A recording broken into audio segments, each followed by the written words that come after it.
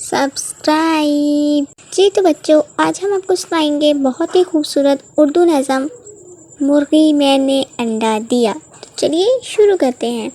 مرغی میں نے انڈا دیا، مرغی تم نے خوب کیا، انڈے اتنے مہنگے ہیں، پاؤں میرے ننگے ہیں، کیسی باتیں کرتی ہو، انڈے بیچو جوتا لے لو۔ مرغی میں نے انڈا دیا، مرغی تم نے خوب کیا، انڈے اتنے مہنگے ہیں، پاؤں میرے ننگے ہیں، کیسی باتیں کرتی ہو، انڈے بیچو جوتا لے لو۔ مرغی میں نے انڈا دیا، مرغی تم نے خوب کیا، انڈے اتنے مہنگے ہیں، پاؤں میرے ننگے ہیں، کیسی باتیں کرتی ہو، انڈے بیچو جوتا لے لو۔